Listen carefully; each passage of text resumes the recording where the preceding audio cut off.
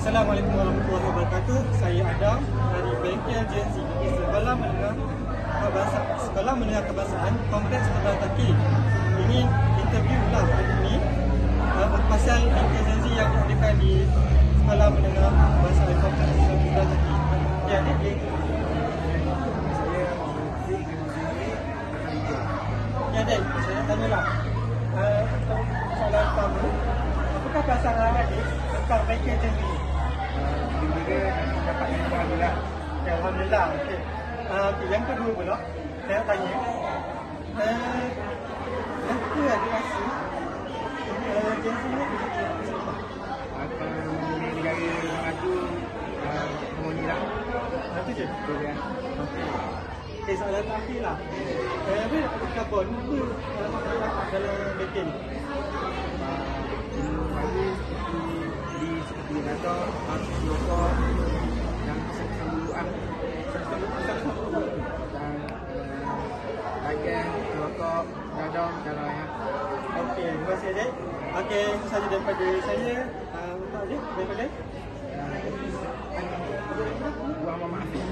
okey, itu sahaja daripada saya. Menginterview adik Fifi. Sekian, terima kasih.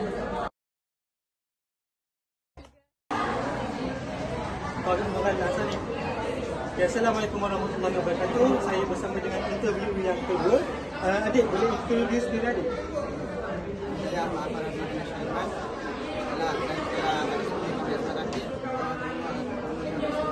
Okey, saya kata tiga lah. Okey adik, saya nak tanya. Kenapa perasaan adik pasal Bengkel Gen Z ni?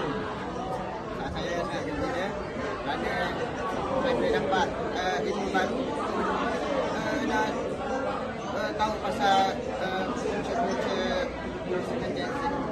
Okey. So adik boleh bagi tak contoh-contoh yang adik dapat pasal Bengkel Gen Z ni? Contohnya darah ini singkatan daripada D dadah, A alkohol, R rokok, B vape, I inhalant, H HIV. Okey, bagus.